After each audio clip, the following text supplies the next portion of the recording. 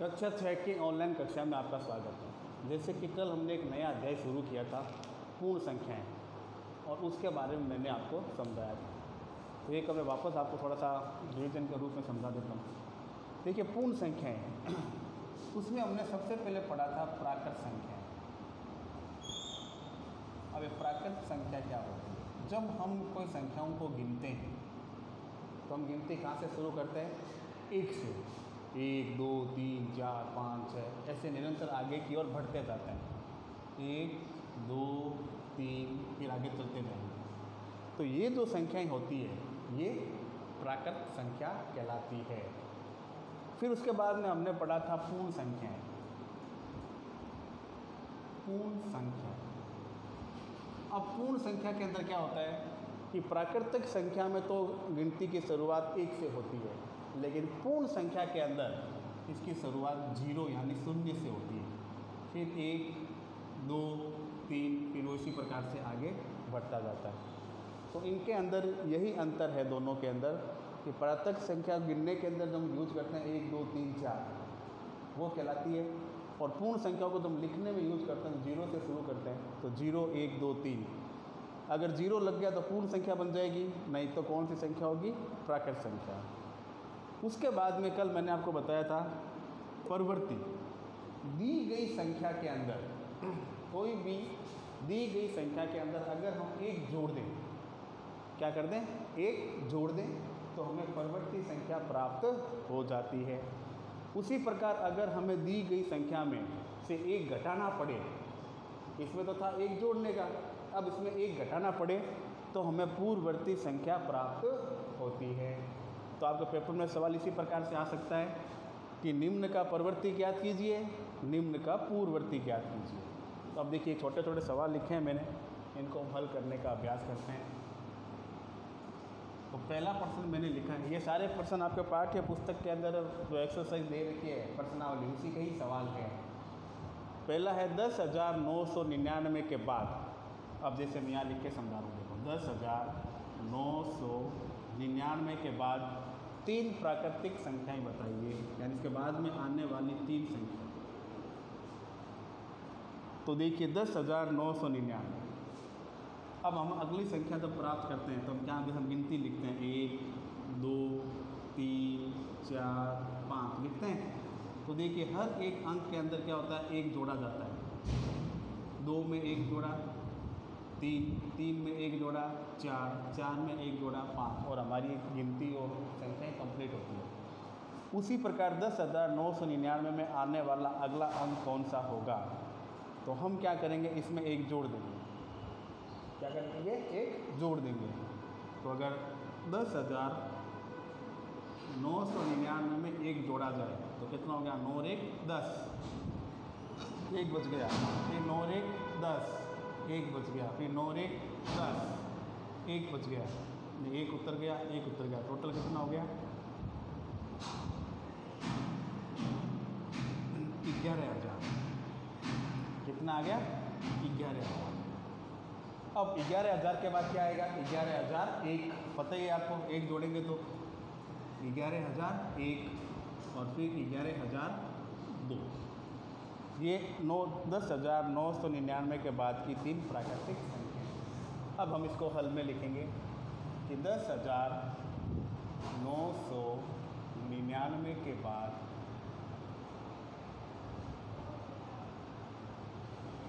3 प्राकृत संख्या। अब पहली तो आई 11,000, फिर आई 11,001 और 11,002। ये आपका आंसर। अब आपका प्रश्न नंबर 2। 10,001 के ठीक पहले आने वाली 3 पूर्ण संख्याएं। इसमें तो बाद की पूछी थी, इसमें पहले की पूछी है। यानी संख्या दे रखी है आपको 10,001। अब इसके पहले आने वाली 3 संख्या।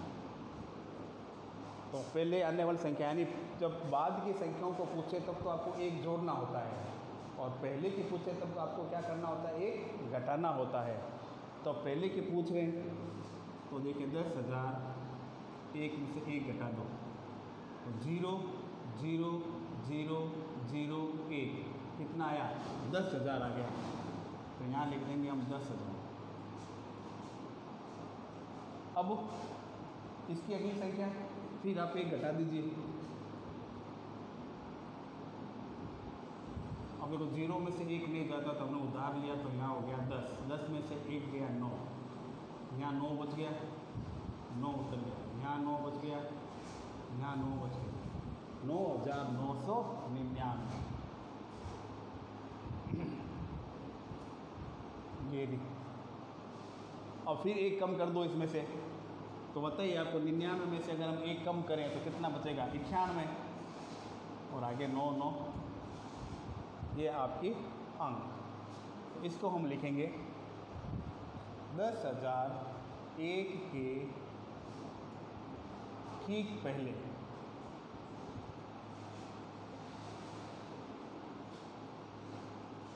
आने वाली 3 पूर्ण संख्या।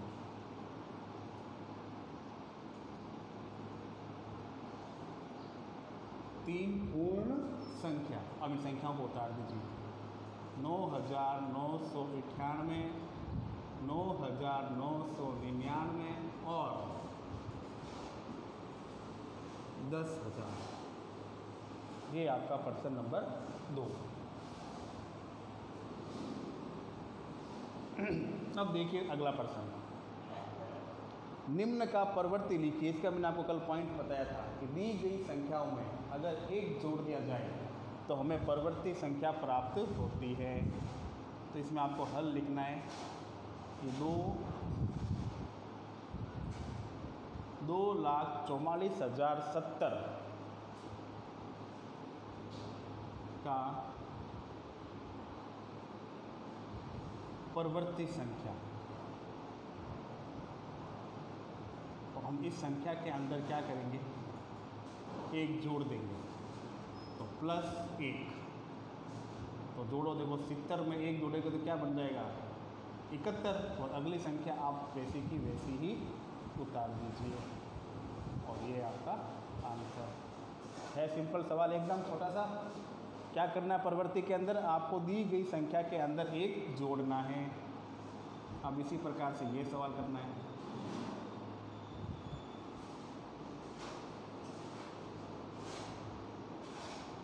₹23,45,670 का परवर्ती संख्या।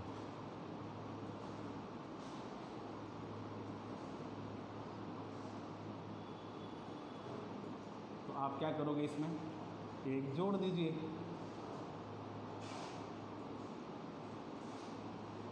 तो +1, तो पीछे 70 है, इसमें एक जोड़ा तो 71। और अगली संख्याओं को आप वापस वैसा ही उतार दीजिए और ये आपका आंसर। अब ये इसका उल्टा हो जाएगा, पूर्ववर्ती।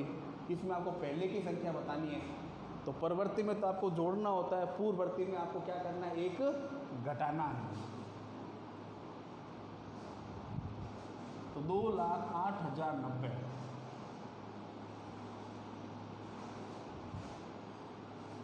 के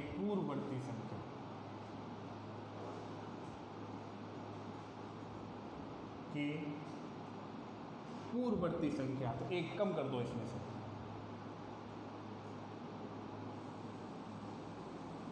-1। तो देखिए 90 है, ये पूरे में से जरूरत ही नहीं है आपको, केवल 90 में से घटा दीजिए। 90 में से एक कम करेंगे तो कितना बचेगा?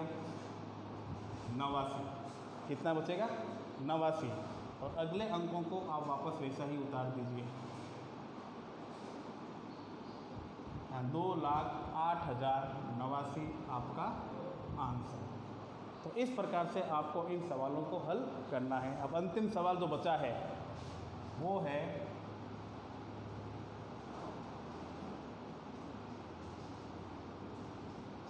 76,54,321 का पूर्ववर्ती संख्या।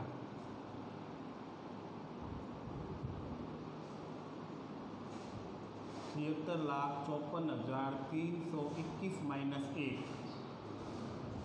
अब घटाओ, देखो एक पीछे क्या एक है, एक है, एक में से एक गया, क्या बचेगा 0।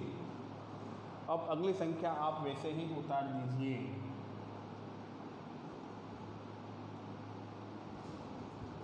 और ये आपका आंसर।